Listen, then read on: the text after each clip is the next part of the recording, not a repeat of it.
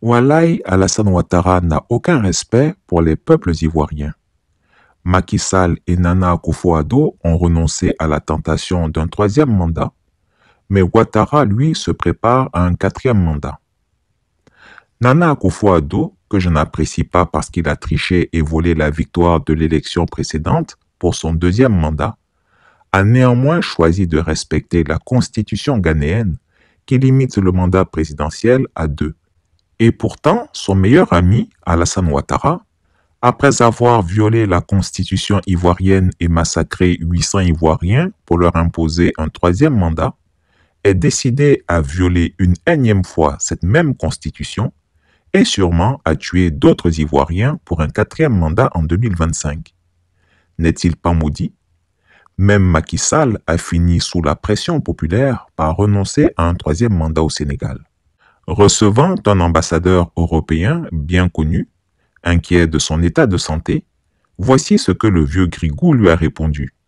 « Oui, bien sûr, à mon âge, on a toujours quelques bobos de santé.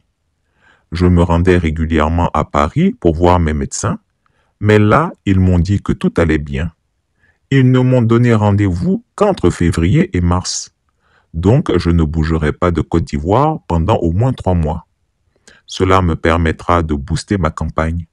Il faut que je sois là pour motiver mes partisans, car mes proches collaborateurs sont des fainéants et des incapables. » Ces propos sont loin de convaincre, mais peu importe. Le despote n'en a cure. Ce qui lui importe, c'est son quatrième mandat illégal. Et pourtant, cette fois pourrait bien être sa dernière tentative de coup d'État. Comme tous les autres dictateurs avant lui, l'humiliation sera au rendez-vous. Mais le vieux Grigou, lui, méprise si profondément les Ivoiriens. Il s'en fout d'eux. Il les considère comme de simples femmelettes, incapables de se lever contre ses abus. Il est convaincu qu'il peut tout faire en Côte d'Ivoire sans jamais être inquiété. Son frère cadet, Téné Birahima Ouattara dit la Fiole, alias le pétomane, lui garantit que tout est sous contrôle. Ses marabouts, eux, le confortent dans l'idée qu'il est invincible et immortel. Peuple de Côte d'Ivoire, ne voyez-vous pas que vous êtes les seuls de la sous-région ouest africaine à vous coucher devant cet imposteur?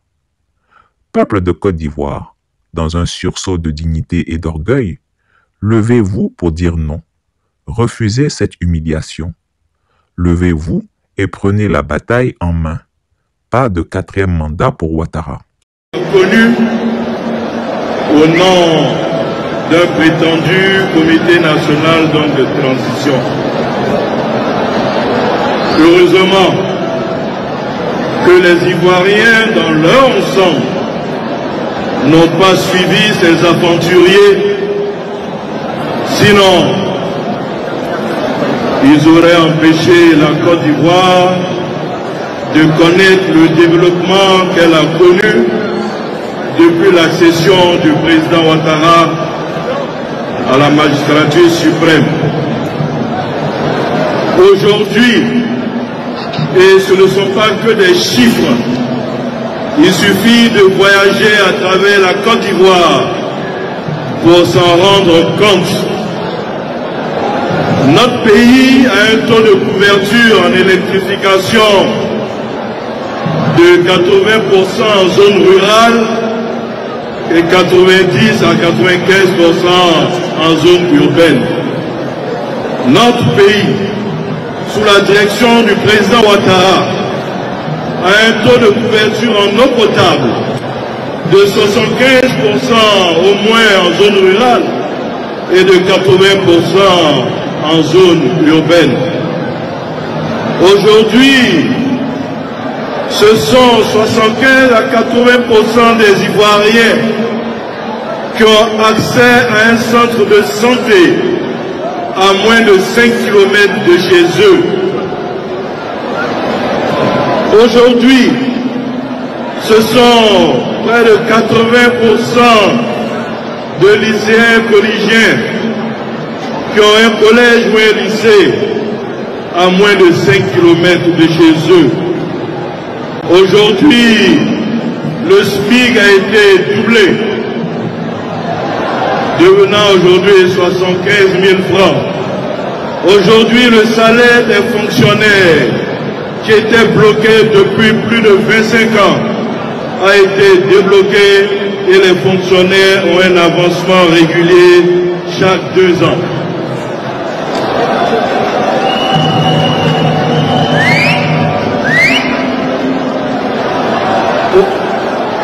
Tout cela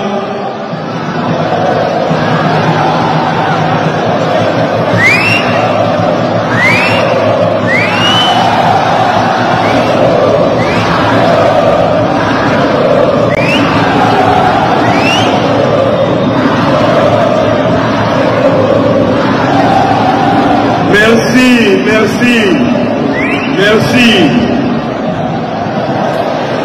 C'est pour cela que aujourd'hui, les Ivoiriens, conscients de tout ce qui a été fait pour eux, demandent à travers tout le pays que le président de la République accepte d'être candidat en octobre 2025. Parce que les Ivoiriens ne sont pas oublieux, les Ivoiriens sont reconnaissants, les Ivoiriens savent se souvenir, les Ivoiriens savent où est leur intérêt. Il faut faire confiance à l'intelligence sociale et politique des Ivoiriens. Oui, je vous ai cité toutes ces réalisations, mais je veux de façon spécifique m'arrêter à celle qui concerne la jeunesse. Notre pays compte aujourd'hui 10 universités, si nous ajoutons l'université d'Odjéné qui est en construction et dont le financement est déjà bouclé. Mais sur ces 10 universités, 9 universités sont du fait du président Alassane Ouattara. La seule université que nous avons connue est celle qui a été construite par le président Félix Houphouët-Boigny.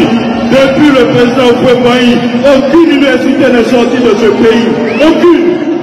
Il a fallu attendre le président Ouattara pour que nous ayons toutes les universités que nous avons. Notre pays aujourd'hui compte 902 lycées et collèges. Mais sur ces 902 lycées et collèges, de 2011 à nos jours, 608 ont été construits par le président Alassane Ouattara. De notre indépendance jusqu'à aujourd'hui, c'est 222 collèges qui ont été lycées, qui ont été construits. Le président Ouattara à lui seul en a fait 608. De quoi est-ce qu'il nous parle? De quoi est-ce que ces vendeurs d'illusions nous parlent? Nous sommes dans le concret. Ces lycées et collèges existent. Ces universités existent. Elles sont là. Elles sont physiques. Nous avons des étudiants qui étudient. Nous avons des élèves qui y vont. De quoi est-ce qu'ils nous parlent? Ce sont près de 46 500 classes qui ont été construites au niveau du primaire et du préscolaire. Je ne parle pas des routes, je ne parle pas des centres de santé. Chacun de nous ici est témoin de l'évolution et du développement de notre pays. Je ne parle pas de tous les investissements qui ont été faits pour la jeunesse, notamment grâce au programme des agences emploi jeunes que dirige avec maestrat notre frère, le ministre de la promotion de la jeunesse. Chacun de nous ici est témoin de cela. Oui, lorsque nous voyons tout cela, nous qui avons eu la chance dans les années 90 de voir les derniers instants du président Houphouët-Boigny, nous nous souvenons.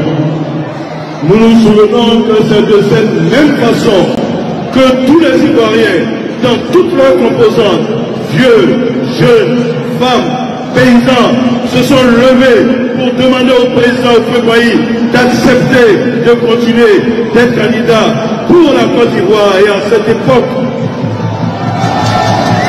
le président Houphouët avait dit que cela reste d'actualité pour la jeunesse.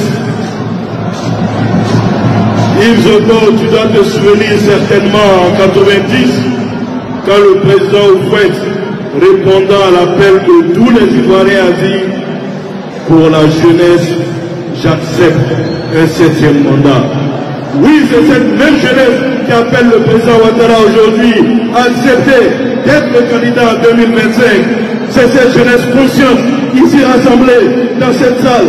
C'est cette jeunesse qui représente plus de 75% de la population ivoirienne qui demande au président d'accepter d'être candidat. C'est cette jeunesse qui appelle jeunes de Côte d'Ivoire. Est-ce que le président du directoire ici peut aller dire au président de la République que vous êtes prêt pour lui en 2025? Est-ce que le président Kafana peut aller dire au président en votre nom que vous serez au devant de sa bataille pour sa réélection?